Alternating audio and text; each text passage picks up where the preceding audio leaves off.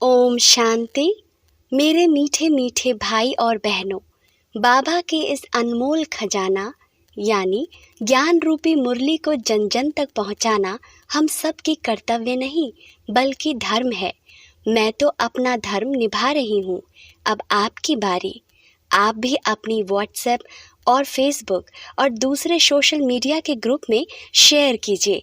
क्या पता आपके इस नेक काम की वजह से किसी की ज़िंदगी जीने की एक नई राह मिल जाए। और हाँ, आप भी इस यूट्यूब चैनल को सब्सक्राइब कर लीजिएगा ताकि आपको भी रोजाना बाबा की मुरली को सर्च करना ना पड़े। शिव बाबा की अमृत वर्षा हम सब पर ऐसे ही बरसते रहे। अब सुनते हैं आज की मुरली। ओम शांति। 27 नवंबर 2021। बाबा की महावाक्य। मीठे बच्चे, ज्ञान धन का दान करने के लिए विचार सागर मंथन करो। दान का शौक रखो तो मंथन चलता रहे। प्रश्न: ज्ञान मार्ग में सदा अपने को तंदुरुस्त रखने का साधन क्या है? उत्तर: सदा अपने आप को तंदुरुस्त रखने के लिए बाबा द्वारा जो भी ज्ञान घास मुरली मिलती है उसे खाकर फिर उगारना चाहिए, अर्थात मंथन करना चाहिए। जिन बच्चों को मंथन करने की अर्थात हजम करने की आदत है वह बीमार नहीं पड़ सकते। सदा तंदुरुस्त वह है जिसमें विकारों की बीमारी नहीं। गीत: तू प्यार का सागर है। ओम शांति। बच्चों ने गीत सुना। मनुष्य जो भी गीत आदि बनाते हैं, शास्त्र आदि सुनाते हैं, समझते कुछ भी नहीं है। जो कुछ पढ़ते आए हैं उससे कोई का कल्याण नहीं हुआ है और ही अकल्याण होता आया है। सर्व का कल्याणकारी एक ही ईश्वर है। तुम समझते हो हमारा कल्याण करने वाला आया हुआ है, कल्याण का रास्ता बता रहे हैं। खास तुम भारतवासियों का, आम सारी दुनिया का कल्याण करने वाला एक बाप ही है। सतयुग में सबका कल्याण था। तुम सब सुख धाम में थे और बाकी सब शांति धाम में थे। यह बच्चों की बुद्धि में है, परंतु पॉइंट खिसक जाती है। पूरी धारणा नहीं करते हैं। अगर एक पॉइंट पर विचार सागर मंथन करते रहें तो ऐसा ना हो। जानवरों में जितना अक्ल है, आजकल के मनुष्यों में उतना भी अक्ल नहीं। जानवर गऊ घास खाते हैं तो उगारते रहते हैं। तुमको भी भोजन मिलता है, परंतु तुम फिर सारा दिन उगारते नहीं हो। वह तो सारा दिन उगारते ही रहते हैं। यह तुमको मिलता है ज्ञान घास। योग और ज्ञान, इस पर दिन भर विचार सागर मंथन करते रहना चाहिए। जिनको सर्विस का शौक नहीं, वह विचार सागर मंथन करके क्या करेंगे? शौक नहीं तो करेंगे भी नहीं। कोई कोई को ज्ञान धन देने का शौक रहता है।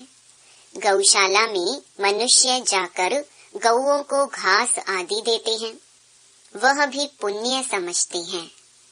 बाप तुमको यह ज्ञान घास खिलाते हैं।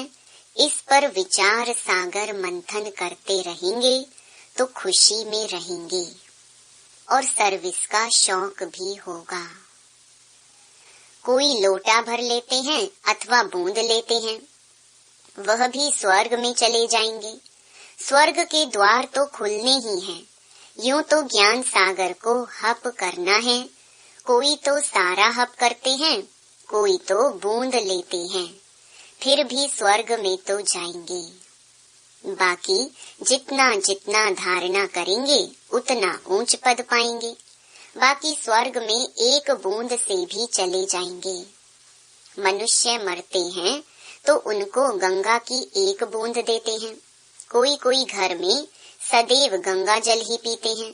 कितना पीते होंगे, गंगा तो बहती रहती है, उनको तो कोई हप कर न सके। तुम्हारे लिए तो गाया हुआ है, सागर को हप कर लिया। जो ज्ञान सागर के नजदीक आ जाते हैं, जास्ती सर्विस करते हैं, वही विजय माला में पिरोए जाते हैं। जितना जितना जो हप करते हैं और दूसरों का कल्याण करते हैं, वह पद भी पाते हैं। जितना धारणा करेंगे उतनी खुशी भी होगी।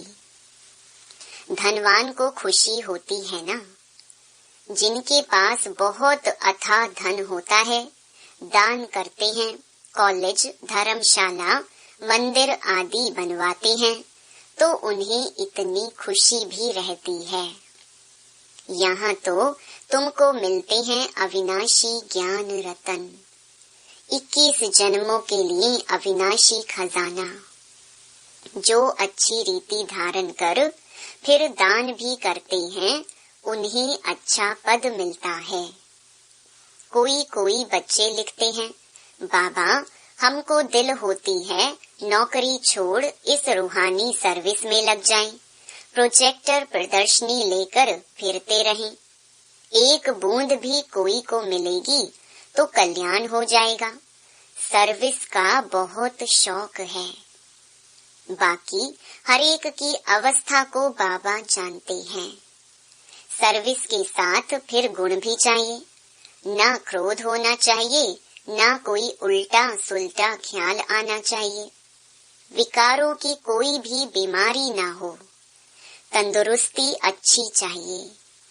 जिनमें विकार कम है, बाबा कहेंगे यह तंदुरुस्त है।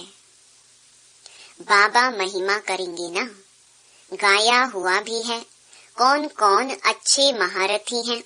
उन्होंने फिर असुर और देवताओं की लड़ाई दिखाई है। देवताओं की जीत हुई। अब हमारी लड़ाई है 5 विकारों रूपी असुरों से। और कोई किस्म के मनुष्य असुर नहीं होते हैं। जिनमें आसुरी स्वभाव है, उनको ही असुर कहा जाता है।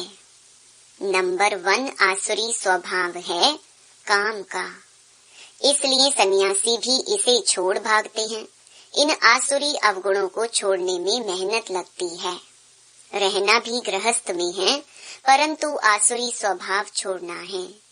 पवित्र बनने से मुक्ति, जीवन मुक्ति मिलती है। कितनी भारी प्राप्ति है। वह तो घर बार छोड़ भाग जाते हैं, प्राप्ति कुछ है नहीं। इन चित्रों में कितनी अच्छी अच्छी बातें समझने की हैं। वे लोग तो सिर्फ चित्रों का शो करते हैं। सिर्फ चित्र देखने के लिए कितने जाते हैं, फायदा कुछ भी नहीं। यहाँ इन चित्रों में कितना ज्ञान है, इससे फायदा बहुत होता है। इसमें आर्ट आदि की कोई बात नहीं, ना कोई बनाने वाले की होशियारी आदि है। उन्हों के तो नाम चित्र पर लिखे हुए होते हैं।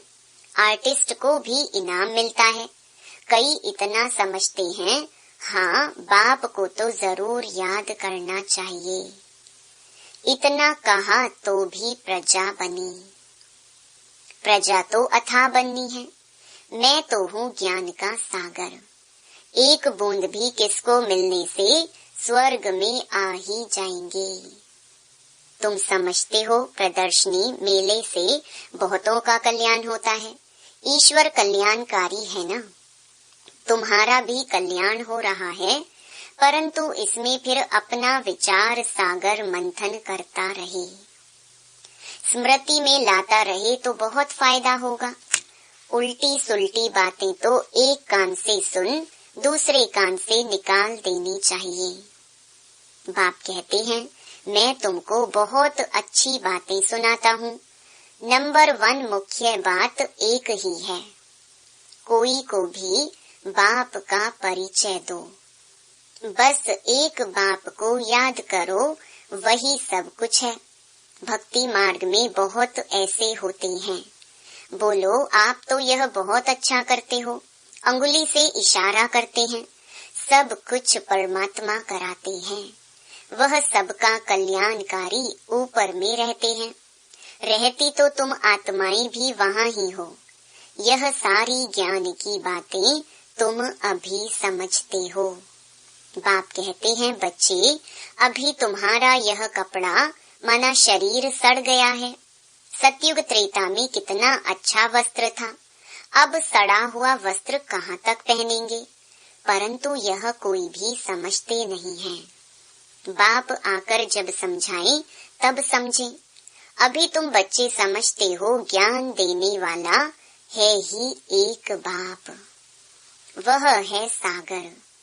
जो सागर हप कर लेते हैं वही विजय माला के दाने बन जाते हैं।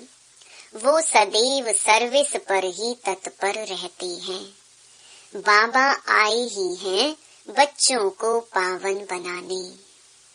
पावन बनकर फिर वापस जाना है। जहाँ से आए हैं फिर वहाँ ही जाएंगे नंबरवार। आगे पीछे नहीं जा सकते हैं। नाटक में एक्टर्स का एक्ट टाइम पर होता है ना। इसमें भी जो एक्टर्स हैं वह नंबरवार अपने अपने समय पर आते जाएंगे। यह बेहद का नाटक बना हुआ है। ब्रह्म में हम आत्माएं बिंदी रहती हैं, वहाँ और कुछ क्या होगा? कहाँ एक आत्मा बिंदी, कहाँ इतना बड़ा शरीर। आत्मा कितनी थोड़ी जगह लेगी, ब्रह्म महतत्व कितना बड़ा है। जैसे पोलार का एंड नहीं, वैसे ब्रह्म महतत्व की भी एंड नहीं होती है। कितनी कोशिश करते हैं अंत पाने की, परंतु पा नहीं सकते।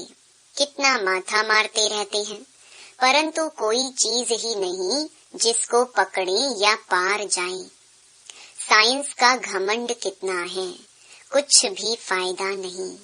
सुना है ना, आकाश ही आकाश, पाताल ही पाताल। समझते हैं मून में दुनिया होगी, वह भी ड्रामा में उन्हों का पार्ट है। फायदा कुछ नहीं। बाप तो आकर हमको विश्व का मालिक बनाते हैं, कितना फायदा है। बाकी मून में जाओ, छू मंत्र से भभूत आदि निकालो, इससे फायदा क्या। अब तो हम बेहद के बाप से बेहद का वर्षा लेते हैं। कल्प कल्प लेते आए हैं।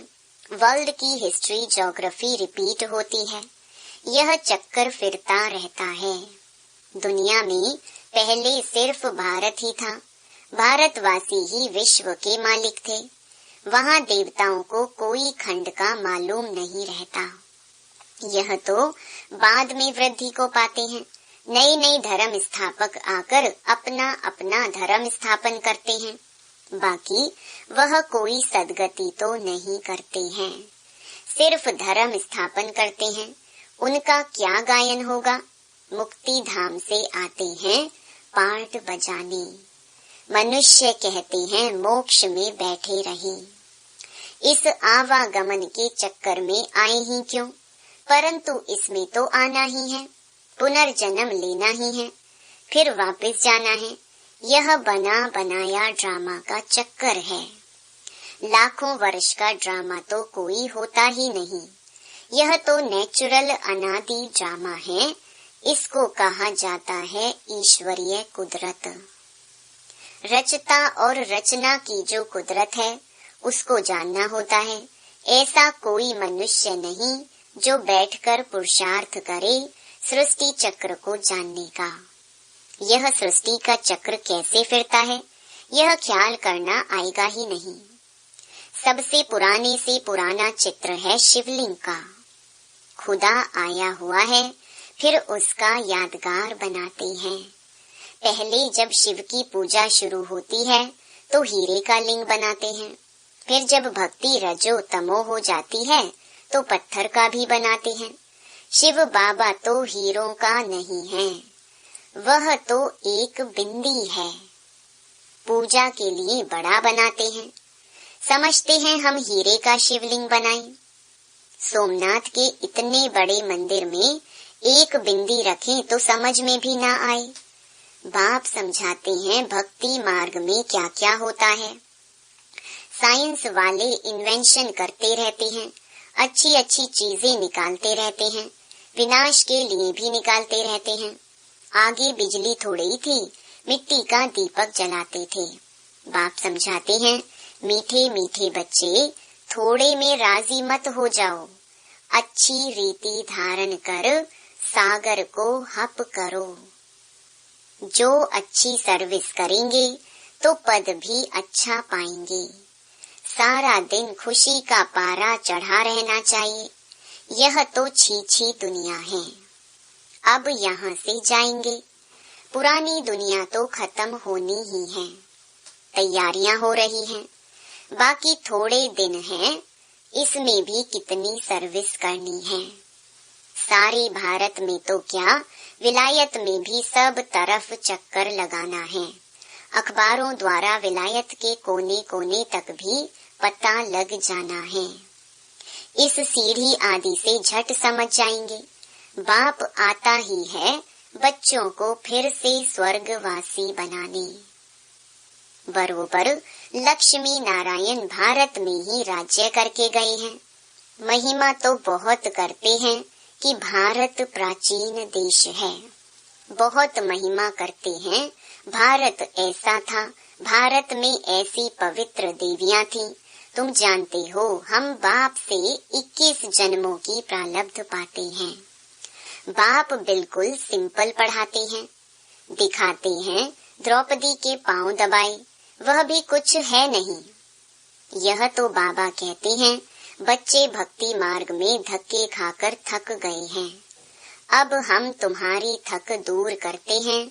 तुम धक्के खा खा कर पतित बन पड़े हो। बाप कहते हैं, मैं तुम्हारी थक दूर कर रहा हूँ, फिर कभी दुख नहीं देखेंगे, जरा भी दुख का नाम नहीं होगा। बाकी पुरुषार्थ कर ऊंच पद पाना है।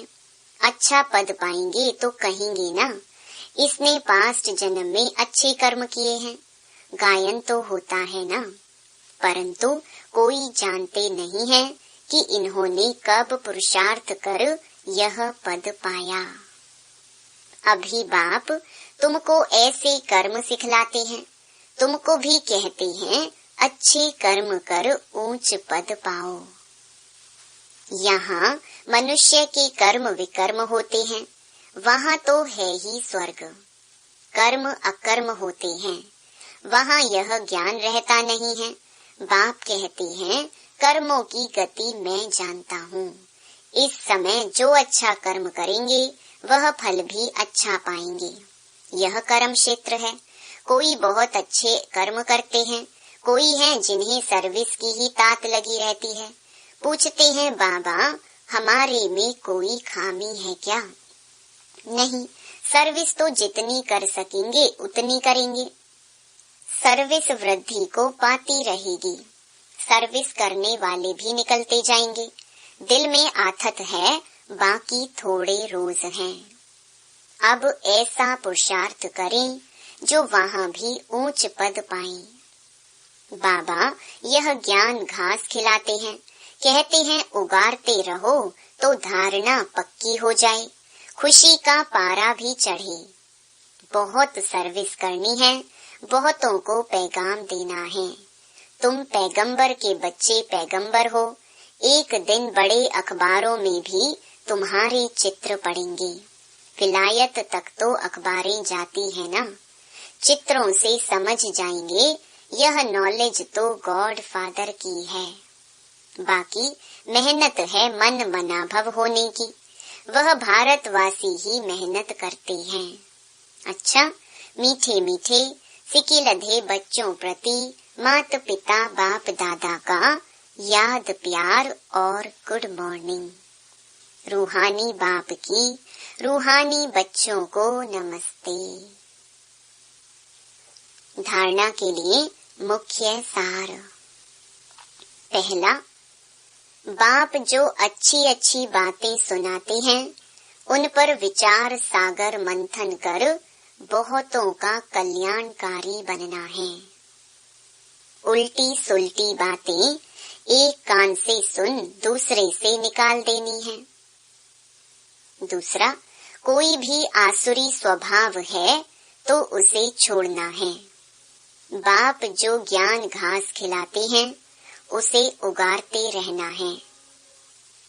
वरदान, सदा अपने पवित्र स्वरूप में स्थित रहे गुण रूपी मोती चुगने वाले होली हंस भव।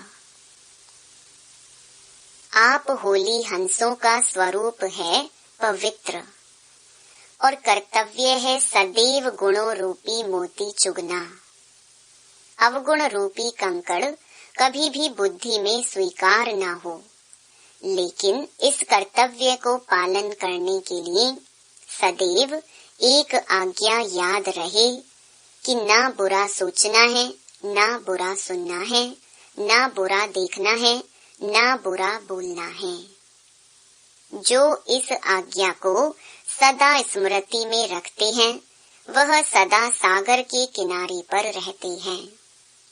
हंसों का ठिकाना है ही सागर।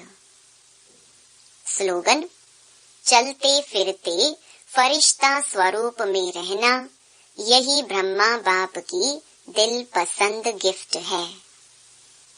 ओम शांति।